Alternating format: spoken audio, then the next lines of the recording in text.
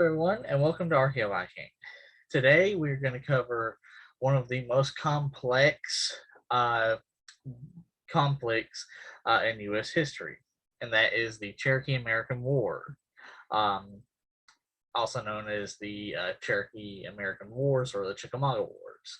And it is the longest lasting um, Indian War with the U.S., the American Indian War with the U.S. Um, in our history, and is one of the one that has the longest lasting effects. Yes, officially, before we begin, officially the Second Seminole War is officially considered the longest war. But when you look at how long this war lasted, um, it's not exactly right to say that the Second Seminole War is the longest war. So, with that, who are the Cherokee? Well, we've covered the Cherokee before, and the Cherokee were very well known. The Cherokee were a indigenous tribe that had a homeland consisting of northern Georgia and Alabama, western South Carolina and Virginia, southern West Virginia, and most of Kentucky and most of Tennessee.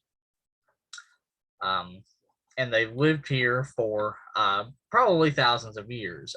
They are an Iroquois-speaking people. Iroquois is the language name. The proper name for the people who speak the language up north is the Haudenosaunee Confederacy that consists of the Cayuga, Seneca, Oneida, Onondaga, Mohawk, and Tuscarora. But the Cherokee are originally a people, possibly from that region, and the archaeological evidence suggests that they migrated south between 2,500 to 1,000 years ago. And here's a map here of a European map of Cherokee country. As you can see, it's not in very much detail. It's just basically rivers and a few mountains. In fact, that's sort of how the accounts go. But of course, the Cherokee having such a large area of influence, eventually they came into contact with the British.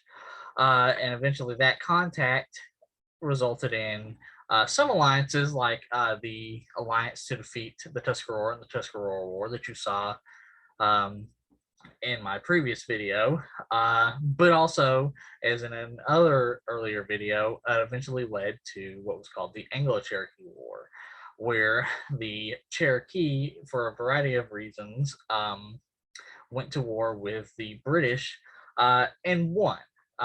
Again, it's officially a loss and a victory for the British, but considering the Cherokee got what they want, the villages that were burnt down in the third and final campaign that was considered the victory by the British were abandoned, and considering that the British were hounded by ambush and such on the way back to British country, it was not actually a victory for the British. And so eventually, because of that war, the Cherokee agreed to send a delegation consisting of various chiefs, including Atakulakula, a great chief who was known for his diplomacy, as well as several war chiefs such as Ostenaco and Little Turkey. And this resulted in what was known as the Proclamation of 1763, wherein, despite the victory of the French and Indian War, or more properly known as the 7 Years' War, though it was a little longer than 7 years, anything past the Appalachians here would be considered lands reserved for American Indians, for indigenous peoples of the Americas. However, as always, this was not very well received by the colonists at all. In fact, almost immediately, colonists such as Daniel Boone, one of the most well-known and oldest, one of the first frontiersmen, began to extend into what is now explore modern-day Kentucky.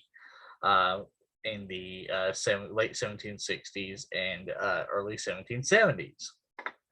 And eventually, alongside a man named Henderson, Daniel Boone participated in what was known as the Transylvania Purchase, wherein Henderson and Daniel Boone negotiated with various Cherokee chiefs in order to purchase land in this area here that is labeled the Transylvania Purchase.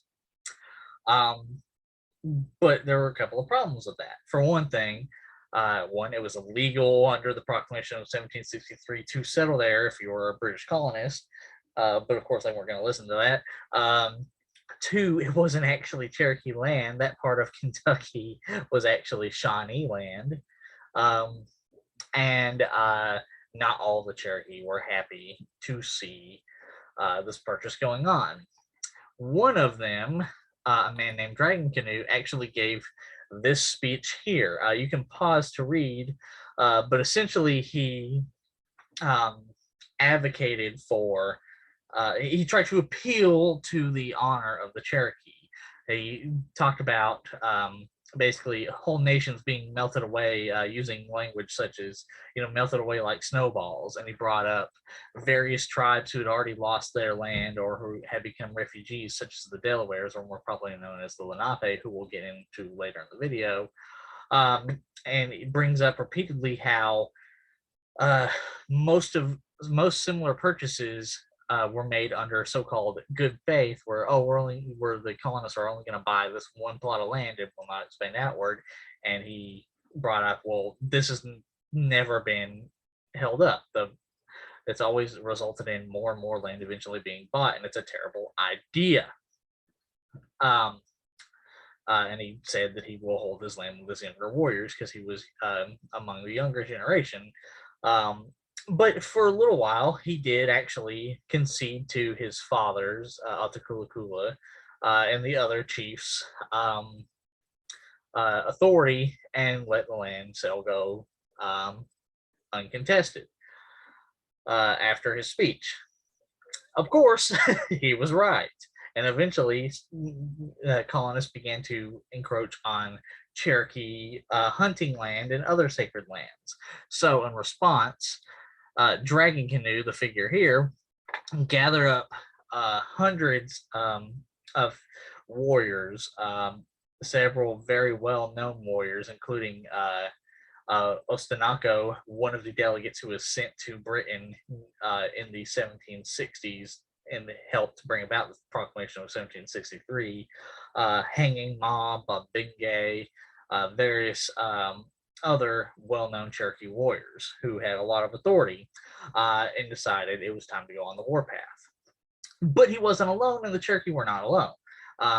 While he and the Cherokee are the primary subjects of the video, he did make a lot of allies in other tribes, such as this individual here named Cornstalk, who was a Shawnee chief, as well as this individual here, Joseph Brant, a Mohawk war leader for the Haudenosaunee Confederacy, or the Iroquois Confederacy, which is, again, as I always say, not the proper term. It's just the most well-known term. The proper term is Haudenosaunee. And so together, along with many other tribes, Dragon Canoe joined the British in the emergent American Revolution. And this was because while the British had certainly not perfect, and he didn't necessarily like the British, he just accepted that the British at least tried to hold up their end of the bargain with the Proclamation of 1763, whereas the colonists absolutely refused to.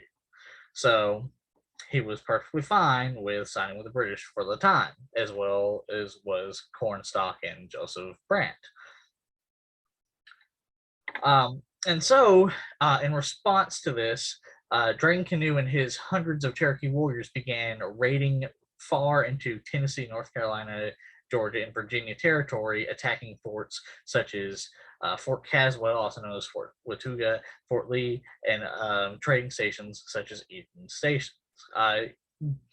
having great success and oftentimes avoiding American militia and army brigades. Unfortunately, this success was not always there.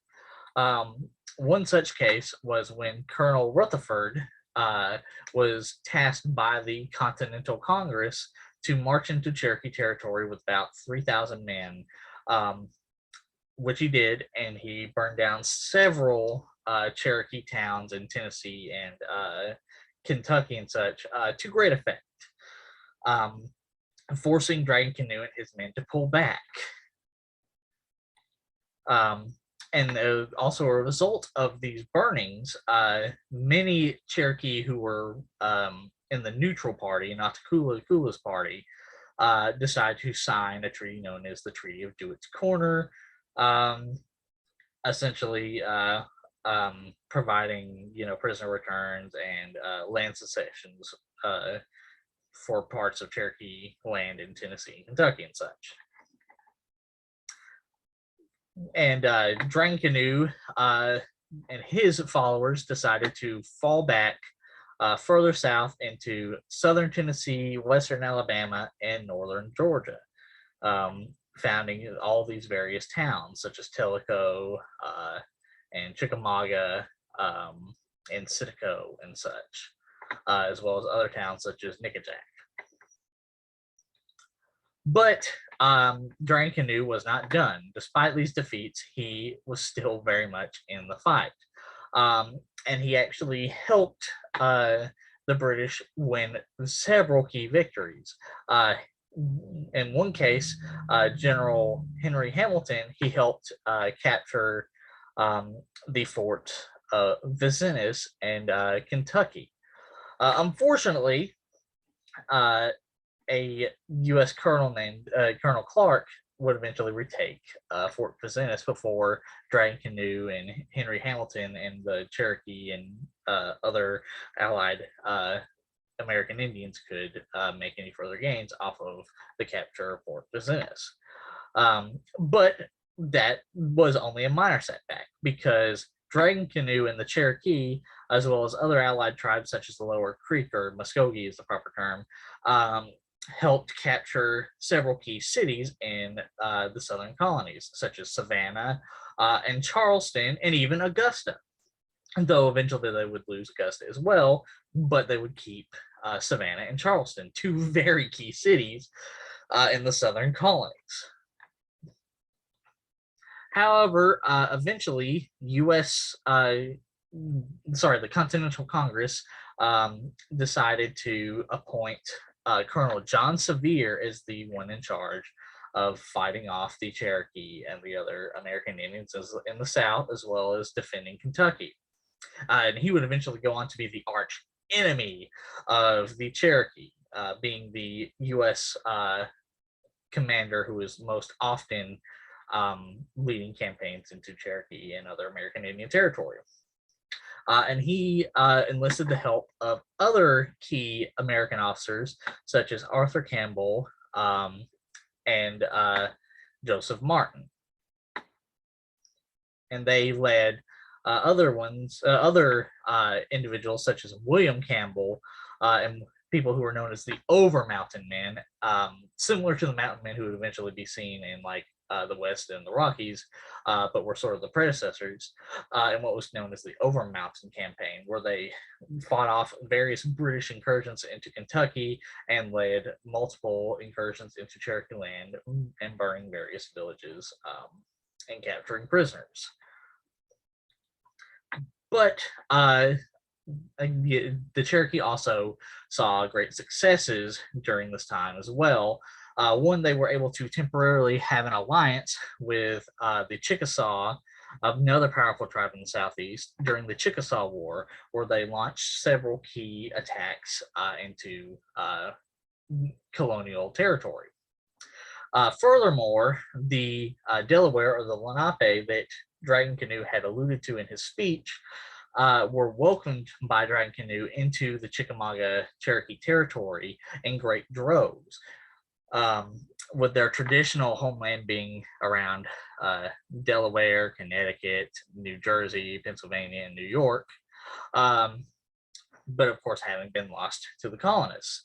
So thousands of refugees poured into Chickamauga Cherokee territory at the request of Dragon Canoe. These were not unwelcome at all. And they became key parts and key allies of the Chickamauga Cherokee. In fact, it shouldn't be important to note that these were not just warriors, these were entire families and towns. So it provided a great population boom for Dragon Canoe and his warriors, as well as provided much needed allies and reinforcements. Unfortunately, so a minor setback again appeared with the death of the closest British commander to Dragon Canoe, Alexander Cameron. Alexander Cameron was actually the sworn brother of Dragon Canoe. So his death was an unfortunate setback, though he did have several replacements like John Graham. But again, like I said, that was a minor setback because the Chickasaw War was still going on in earnest, and Dragon Canoe in conjunction with the Chickasaw led several very successful attacks like you see here. This is just an artist's depiction of a Cherokee attack on a fort. But it doesn't really say which fort. This is just, representation, but he led several very key attacks on colonial territory and won several key victories, such as the Battle of Bull Bluff.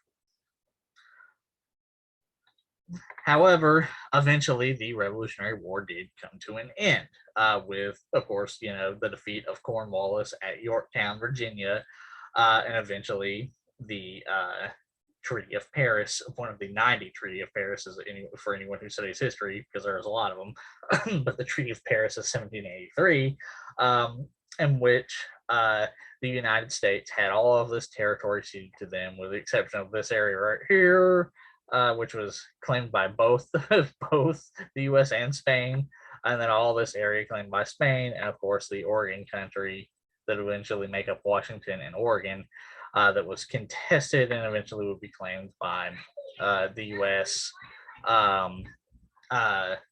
Eventually be claimed by the U.S.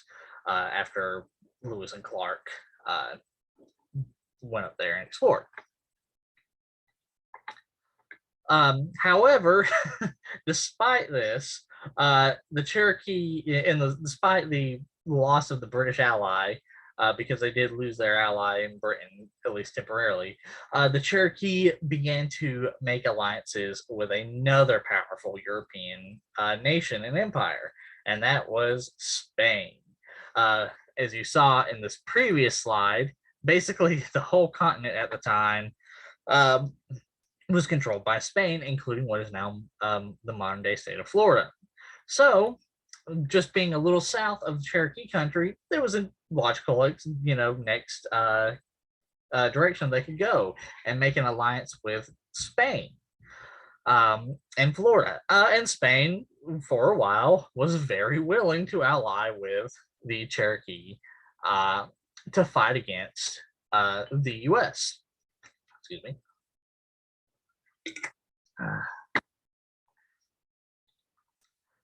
But at the same time as this was going on, U.S. colonists were beginning to settle in what is modern-day Tennessee and attempted to create what was known as the state of Franklin.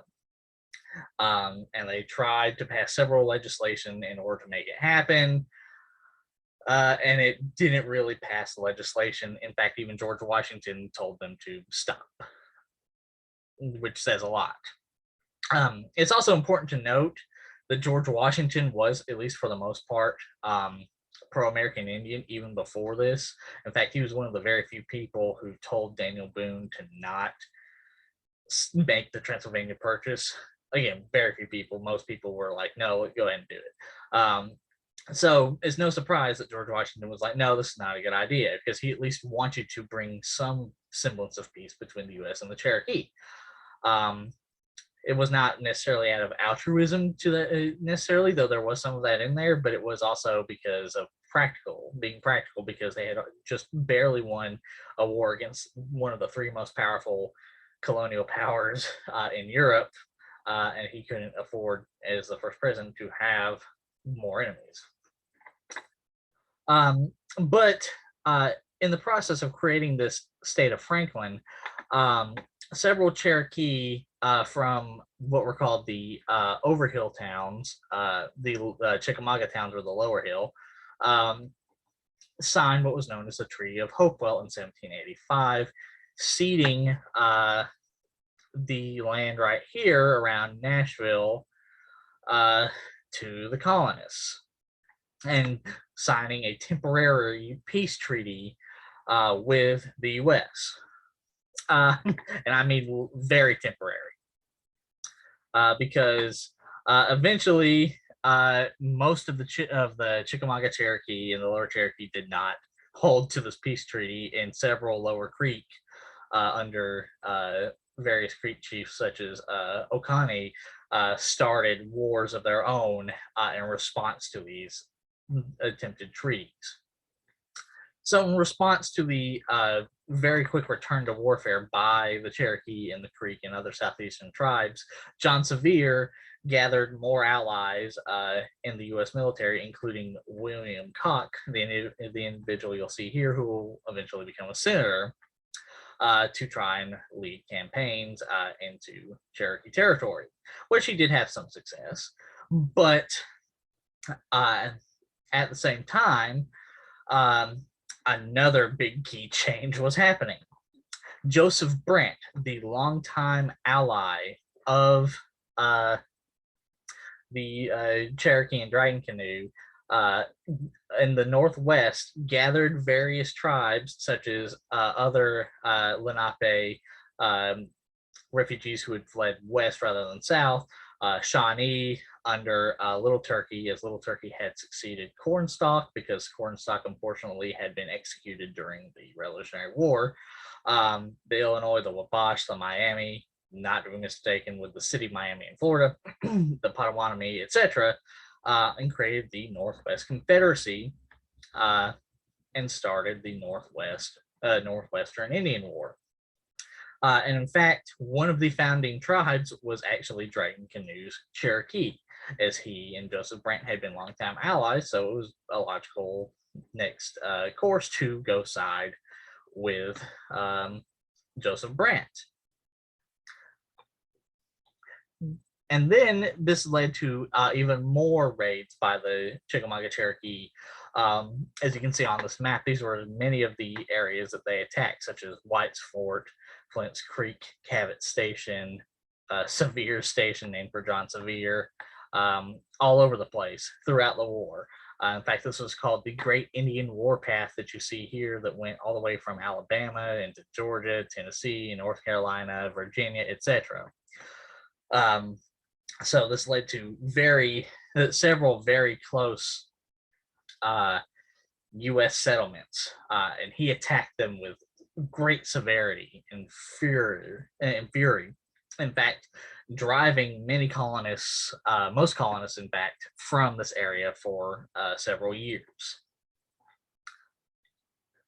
And then in response to this, John Sevier gathered a force of around 2,000, 3,000, etc., and attempted to march into Cherokee territory, similar to how he had done in the past, and similar to Rutherford's campaigns earlier.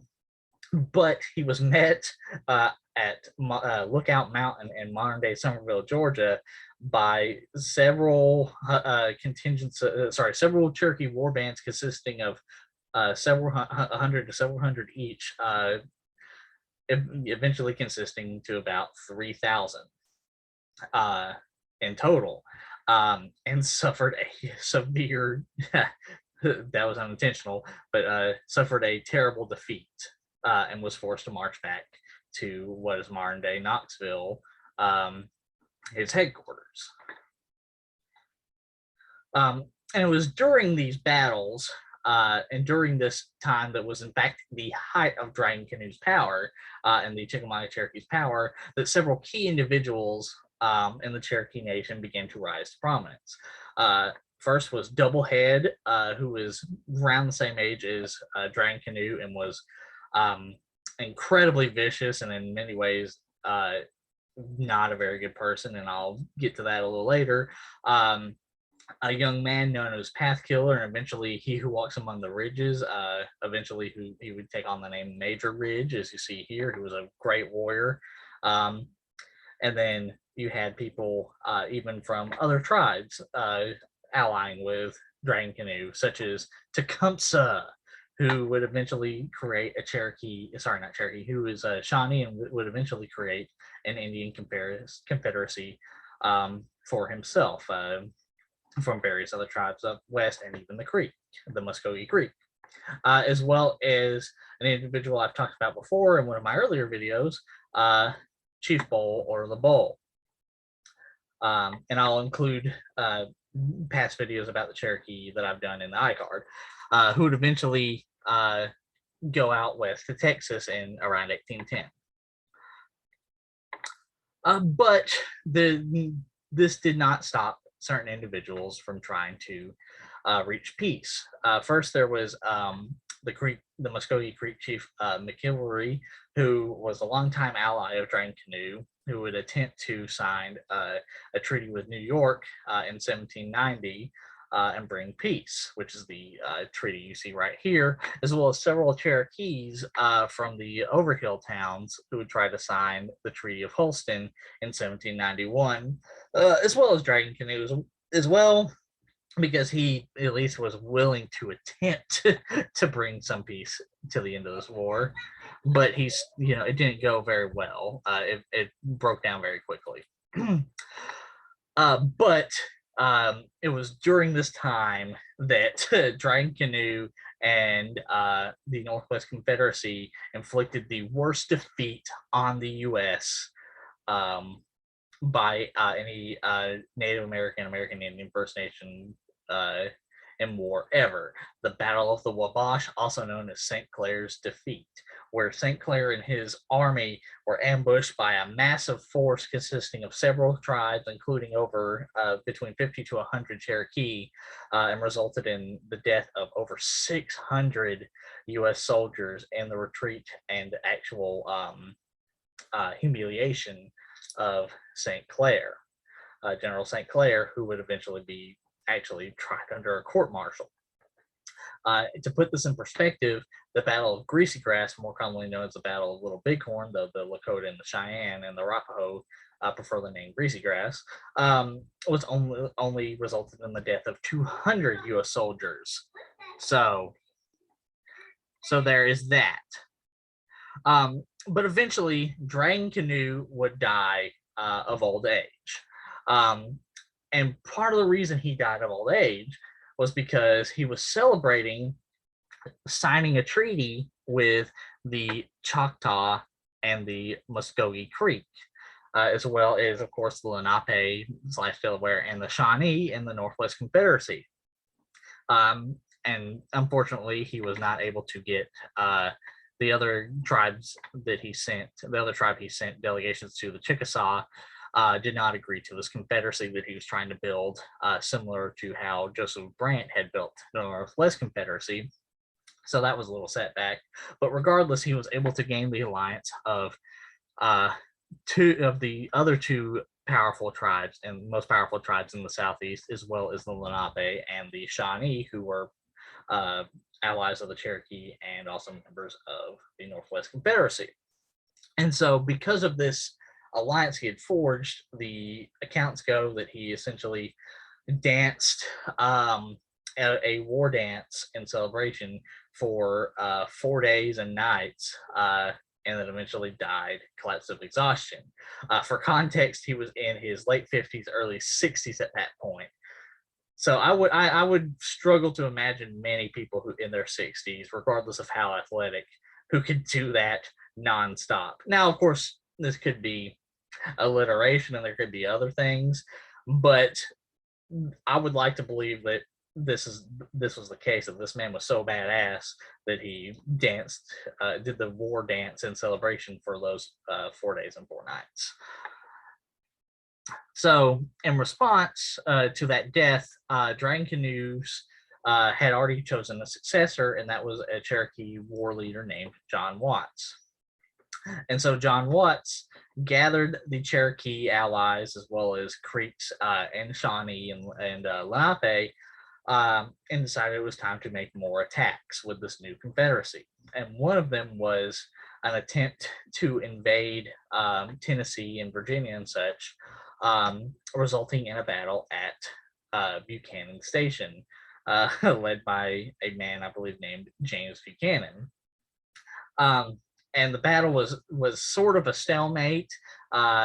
They were not able to take the fort, and they had lost some men. But in response to the several men they had lost, Doublehead launched a assault on various forts and homesteads and such throughout the area, and slaughtered several hundred people, including several hundred U.S. soldiers. Well, a few dozen U.S. soldiers, not several hundred, and gained a great victory from that. Furthermore, there were more attempts at peace between the attack on Buchanan Station and 1793, but they sort of fell on deaf ears on both sides. And eventually, John Watts gathered his Confederacy again and began marching to Knoxville in an attempt to ambush it and destroy it in a similar way that St. Clair's forces had been destroyed at the Battle of Wabash. Unfortunately, at an area called Cabot Station, a dispute had happened between Doublehead and various other leaders of the Confederacy about whether or not at Cabot Station they should kill just the men there or kill everyone. Most had decided to either just kill the men or to leave it alone completely so as to not alert the U.S. forces at Knoxville. Doublehead and his men did not listen and eventually attacked Cabot Station. Among them was a young Major Ridge. And they proceeded to slaughter the inhabitants, but not without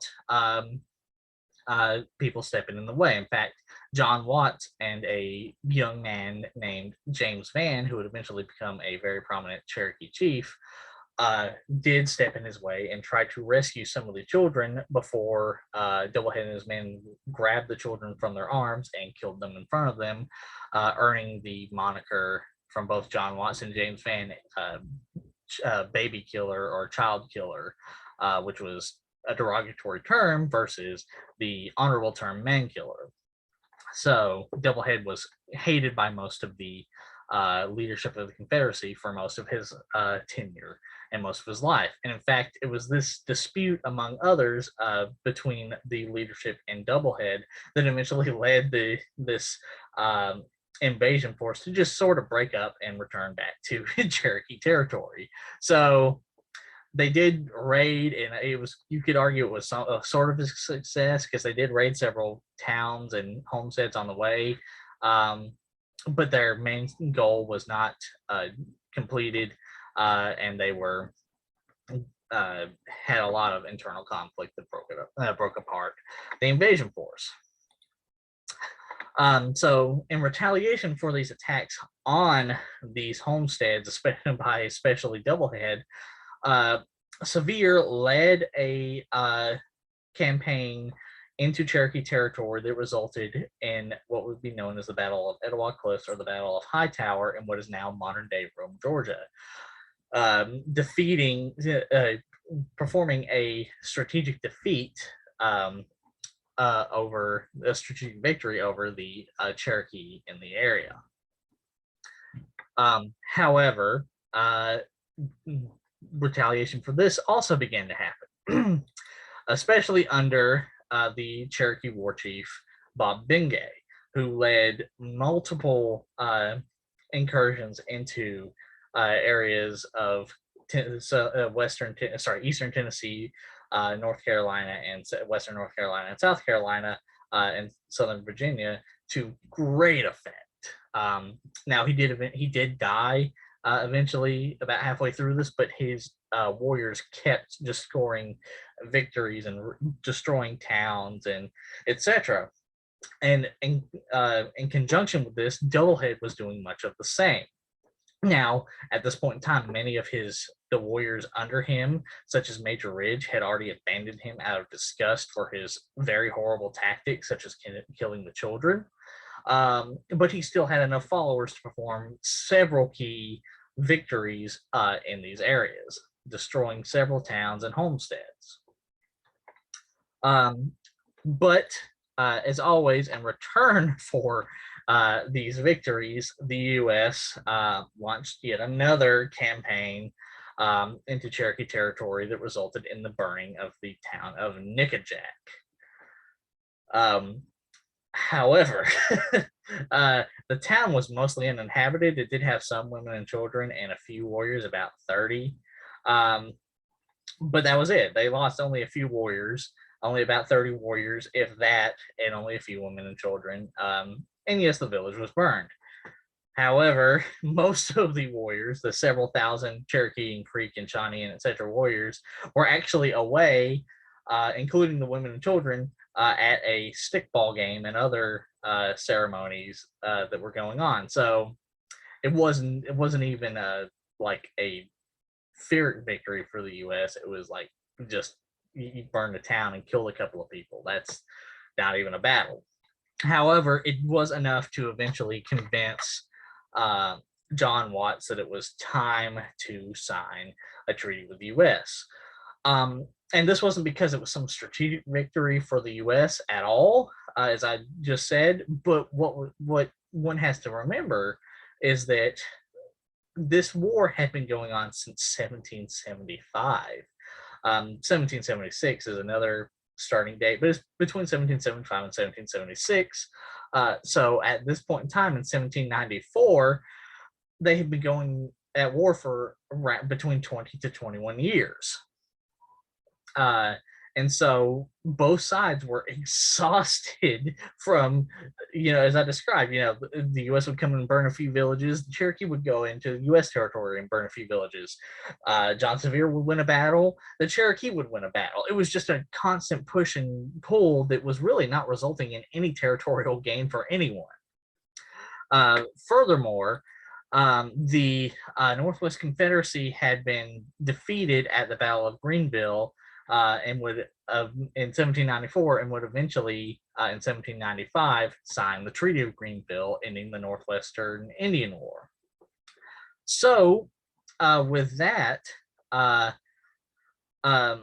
excuse me, with that, John Watts decided it was time for the war to end, and he signed the Treaty of Calico Blockhouse, officially ending the Chickamauga-Cherokee War as a U.S. victory, when really, as we saw and as I've described, it was really just a draw. It's like, oh, we'll attack you, you attack us, and we'll just keep this up going for 20 years with really no territorial gains. And it should also be noted that even after the signing of this treaty, several Creek and Cherokee war bands were still raiding for several months after the treaty had been signed. They only stopped raiding U.S. territory when the Chickasaw became involved and began raiding in kind, and eventually they decided, well, we're going to end this whole event and move on. And yes, the U.S. in part of this treaty did gain some territorial gains, but they were really good at gaining territorial gains after the fact, not during war or anything. It was always like, the war's over, give us land. So it's officially a U.S. victory, but in reality, it was a strategic draw between the Cherokee and the U.S. And in fact, the effects of this war would be very long-lasting. As I said, many of the Chickamauga Cherokee chiefs, such as Chief Bowles, and other individuals who had fought under the Chickamauga Cherokee, such as an individual who would eventually become known as Sequoia, would decide it would be best to just go ahead and head out west. Others, such as James Vann and Major Ridge, would become key political figures in the Cherokee government, as well as other people such as Pathkiller. So it was the effects were very long lasting, and many people who lost family during the Chickamauga Cherokee War and the Revolutionary War would continue to have lifelong hatreds of the Cherokee, like Andrew Jackson, who is unequivocally a jackass and was a terrible person, and he did horrible things to the Cherokee, but it was partially because he had lost family members during that war. However, in contrast, David Crockett had lost family members in the Chickamauga Cherokee War and the Revolutionary War, and he was staunchly pro-Cherokee and pro-American Indian. So, yeah. But that doesn't change the fact that the effects of this war, shaped politics for decades afterwards. And in fact, is part of the reason that Tecumseh eventually came to the creek, the Muskogee Creek in the south, and was able to convince half of the Muskogee Creek Nation to join him as far as the Red Stick faction. So, so yes, the U.S. In fact, the U.S. in itself would not have Tennessee eventually, if not, or at least parts of Tennessee, if not for this war. So, with that, I'm going to end the video. Like I said, it's a very complicated subject. I hope you enjoyed the video, and if you have any other subjects that you want me to check out, please feel free to put it in the comments. And remember to like, share, and subscribe. And I hope you enjoyed this video and have a good day.